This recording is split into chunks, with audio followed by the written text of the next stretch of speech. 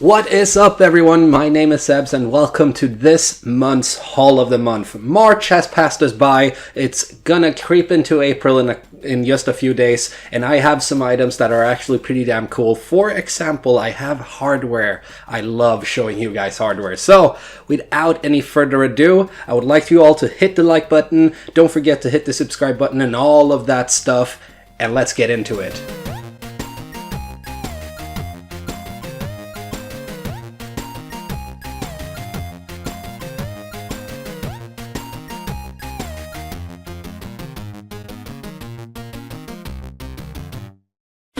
Alright, so the first item of today will be something that I actually found out in the wild, which is actually a strange thing for being the console that I actually found games for. Let's get him up here. So we'll start off with this one. So this is a game for the Commodore 64.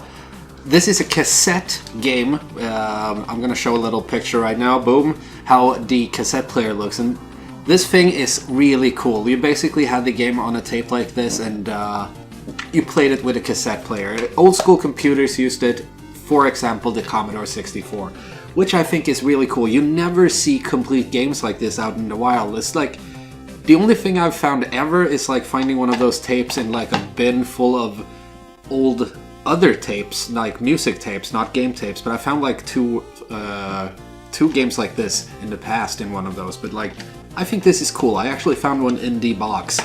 And while speaking about in the box with the Commodore 64, I actually got my hands on another one at the same place. And this is a little bit more of a boxed edition. So right here we have a box for the game Pit Fighter by Tengen, famously known for making games on the NES. But let's pop this thing open right here. So inside we have a manual for the game, old school black and white. Well, white and blue in this case, with all the combos and control schemes and everything. I think this is really cool. So right here we have the tape. It says Pit Fighter on the top with the Tengen logo down here.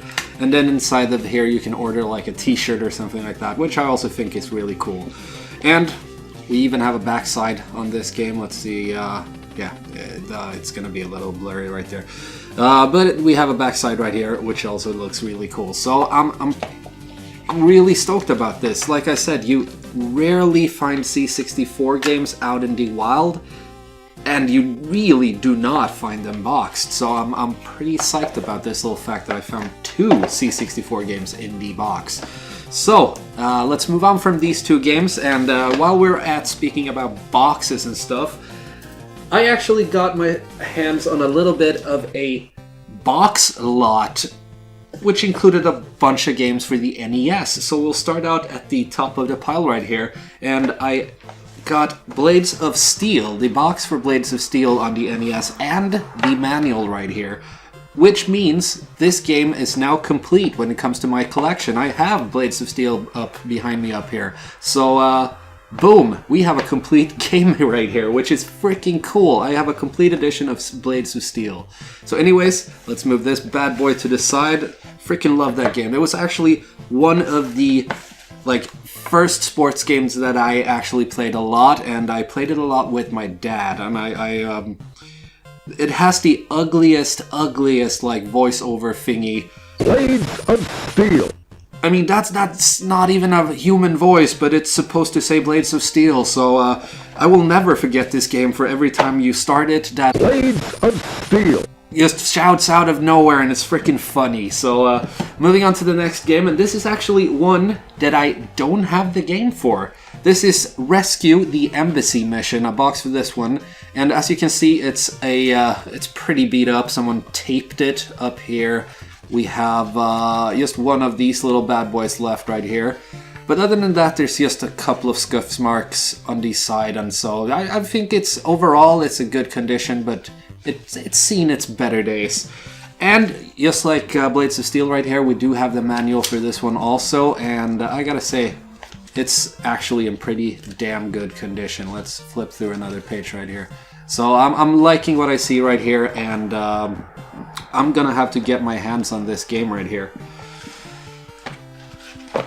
Number 3 in the little NES pile, a game that I do have, and now I do have a box and the manual for it also. So, complete edition right here. So, this is Top Gun, a classic, pretty much became famous after AVGN made an episode about it, and I freaking hate this game. It's terrible. Like everyone else on the internet, I cannot, for the life of me, land this freaking plane as soon as I'm done killing everything. But it's a cool game. I like the music in the background, and I do have it in complete edition right now. And this one actually looks pretty damn good, if you ask me. There's not really any scuff marks on any side, except the bottom right here is a little bit squished or something. And the only thing I don't like is someone did one of these. So you actually see these on a lot of the Swedish boxes, that someone like cut out this little part so they could hang it up in the store, and I'm not okay with this. Luckily, this will probably just see the side will only stick out in my collection, so it's not going to be something that bothers me that much, but it's something that I see more and more with Swedish games, and I don't like it. I really don't. Anyways, right here we also have the manual. Let's pop it open a little bit, check it out right there. Not really that much graphics, if you ask me. A little plain right there, and some hand-drawn stuff right there. But it's a manual, and it's from the old school days when manuals were awesome. So I never mind getting a manual from these days. Moving on from Top Gun, we got a game right here that I actually already have both the box, the manual, and the game for, but since it was included in this little pile, why not? So right here we got Little Nemo Dream Master for the NES, the box right here, and I actually think this one, except for the little label scuff mark right there, I think this one is in better shape than the box I have up there, so I'm gonna have to look at that, because there might be some switching going on right now, so I'm gonna have to keep an eye on it. Moving on to the last box right here. This is a game that I grew up with, a game that I am freaking in love with, a game that we've actually played on the channel. It was a while ago though, but still, we played it on the channel. Right here, we have the manual and the box for Ducktales, the original for the NES. And this box is in great condition. Looking at the front right here, it's beautiful looking.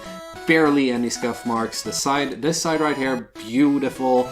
The back side is freaking awesome. Barely any scuff marks. The top even looks pretty good. We're missing one of the little small guys right here, and this one is in bad shape. And the last little side, and unfortunately the side that I actually put out in my collection up there. This side is missing a little bit right here. It's been kind of scuffed up, but you still see what game it is, and I don't mind this stuff. This looks battle damaged, and looks like it's been through stuff. It's been in someone's home. It's been through all the stuff. I don't mind this. It's sad when it's a game like Ducktales, but in the end I actually don't mind this. So anyways, we do have the manual right here, and I mean, just this little thing right here is just awesome. And moving on in here, we do have objects and everything that we have in the game. I really do love the manuals from back in the old school days, so yeah, this is just great frickin' stuff, and for a game that I frickin' adore. Another complete edition. I have a complete edition for the original DuckTales now. That puts a smile on my face. Anyways, moving on from the retro stuff, I actually have 2 games more right here for the newer consoles. The first one, let's go with the PlayStation side of the table. I picked up Devil May Cry 5 for the PlayStation 4, and I'm actually having a great old time with this game. As you can see, the game is not in here, it's actually sitting in the PlayStation right now, but I picked it up. I wanted to show you all because I am a great Devil May Cry fan. I actually have all of them on the PlayStation 2 down here somewhere. So this is a great addition to the collection, to the series, and also I'm having a superb time with it. This is just mindless slaughtering, and I love it. And let's move on from this one to a game that actually is a remake on the Nintendo Switch, and I actually got my grubby little fingers on the collector's edition for it. So right here, we have Flashback for the Nintendo Switch. And this is a game, let's see, I think it's this one. Yeah, so I actually have the original for the SNES right here. And I gotta say, I really like what they've done to the game. I'm still a bit more of a fan of the original because of how they made the graphics and everything. I'm just flabbergasted by how cool the pixels move and everything. But I'm still gonna, let's put this one back in its place. There we go. I'm still gonna enjoy this one. I'm still gonna try it out, and I'm still pretty eager to see what they've done with a classic like this one, because this dares to be cinematized a little bit because the original was very cinematic. But let's actually pop this bad boy open. I want to see what's inside right here. I'm seeing a little bit of the stuff on the back, and I'm getting pretty excited. So we'll start out by looking at the box, and right here we got the front. Spinning it around, we got a logo. And on the back, you can see a little bit of the items that we got right there, and some of the gameplay. So if we pop this bad boy open like this, and let's just empty everything out. So box is empty. Let's put it to the side for now, and we'll start out at the top with the manual right here. And if we flip it a little bit, you can see all the controls and everything right here. And if we move a little bit more, you can see some of the items and such. And actually, I gotta say, they actually put a little bit of thought into the manual. They made it like an old school manual, and I really appreciate this, with pictures and everything. And like, it's from an era when, like I said earlier with the NES games, it's from an era when the booklets and stuff you got for the games actually were pretty cool, and they actually had something to do with the game, not just being commercial for access. Yeah, EA access or whatever you get nowadays. Anyways, moving on from all that, we got an alternative box right here for the game where you can put the cool. Where you can put the game right here, and it actually has one of those little limited run collector's card right here, so you can see which number that I have. I really like this, and I like that it looks like an SNES card, because I mean that's how I played it when I was younger. And last but not least, we have the game right here on the Switch, and looking at the back side right here and the front right here, I mean, it looks like the original's freaking graphics on the front, and I do like that they haven't veered too far from it. So inside, we have a little voucher for the soundtrack of the game, which I'm always a fan of getting the soundtracks of games as long as they're good, but I mean, they've been hitting it pretty hard on the Switch right now when it comes to soundtracks. They're awesome, in my opinion, a lot of the games right there, so I'm having high hopes for this one. And it actually looks a lot of retro wavy right here on the front, and I like that stuff. And right there, we have the little cart too. So that is all of the items except the last little one. So a little bit of a story time before we pop this one open while I put this one back. So as some of you may know, a while back my NES died while I was recording Castlevania 3, and I got it repaired.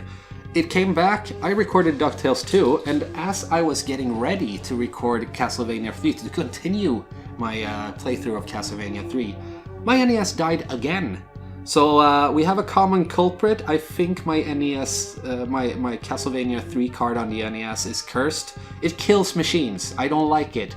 So I'm gonna have to send my NES away once more to see whatever damage has happened to it, and I'm gonna send that Castlevania card with it, so my friend over at RetroMod can have a look-see at it, see if there's anything he can see that's wrong with it, or if it's just gonna be like one of those collector pieces that doesn't leave the shelf, because I'm scared of using that game at the moment.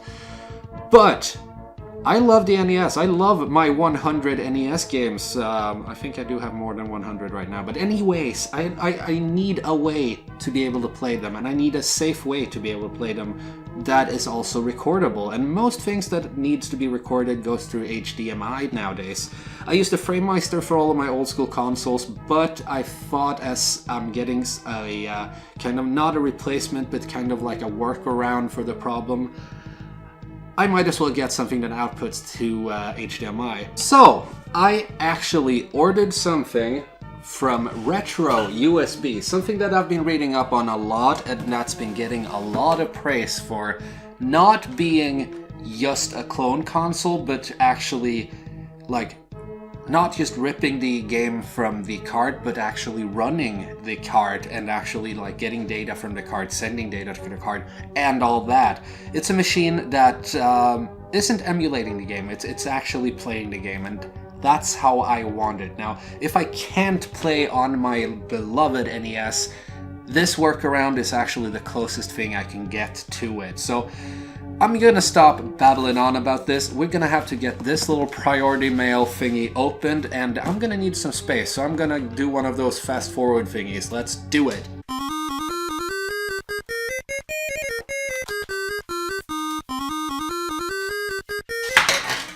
What? This isn't strange at all. Okay, well, a sword. Well, okay, this might be a little strange, but I gotta get this thing open, and this was the closest thing I had, so shush. So let's turn this bad boy around and get the last... I actually cheated a little bit because I wanted to check it, but I did leave a little bit of tape, so let's... There we go. Yeah, I know it's cheating, but still. Let's get the sword out of here, and...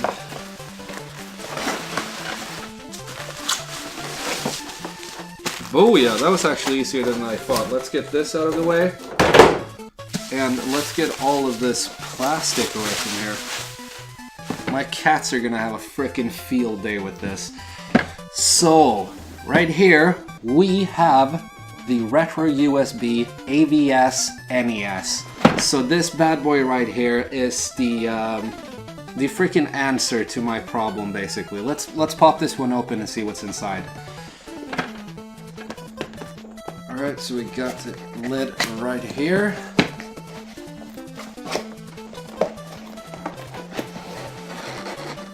Alright, oh yeah, I do like the quality of this whole thing right here. So, first off, we have a little bit of a manual right here where they explain everything, the menu buttons, the video, the input options, the video options, cheat codes and everything. This bad boy actually has a lot built into it. So there's some stuff to be talked about right there, but let's move on. We have a regular old HDMI cable right here. We have a USB to mini USB. I never remember the name, but the one that plugs into PS3 controller. And what do we have here?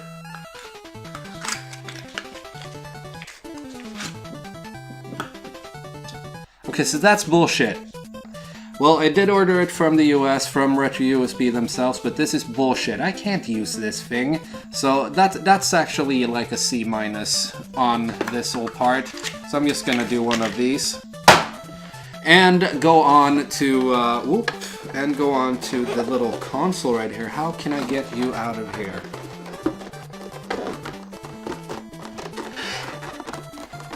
Come on. Feels like it's freaking stuck in here. There we go. Alright, so here it is. So this is actually modeled a little bit to be like a reminiscent of the NES, but like the new thing. So they got this stripe on this side instead of going like this. And power reset button looks just the same as the original. Taking a look at the back right here, we do have the power port right there, and we have the HDMI as well as a serial port for plugging in other devices such as the Famicom disk drive system, which is actually pretty cool, but on that and in another video. On the front right here we have 4 controller ports, so it basically has a built-in 4-score. And if we pop the lid open, you can slide carts into this slot back here, which makes it just like a regular old NES where you slide the carts in. And if you wanted to play Famicom games, you have the port right here where you just pop them in like this. So I really like the versatility of this machine, having both the access from this side and this side for the different sized games. The look of it is very reminiscent of the old school NES, and as long as it doesn't yellow, that's the only thing I don't want from the originals. But I mean, as long as it stays as crisp and as beautiful as this, I'll let this one sit in my collection. So I gotta get my old school RGB modded unit sent back to RetroMod, but as long as I have this one, the NES games will be able to continue right here on the channel and in my home, because I mean, I have 100 games. I do like playing them even as I'm not recording. So that was all of the items of today. I'll be talking a little bit more in depth about this one when I get to play a game on it. So as soon as I put an NES game in here and get it recorded, there will be a little bit of a blabbering about this machine too. So stay tuned for that, and let's pop back up.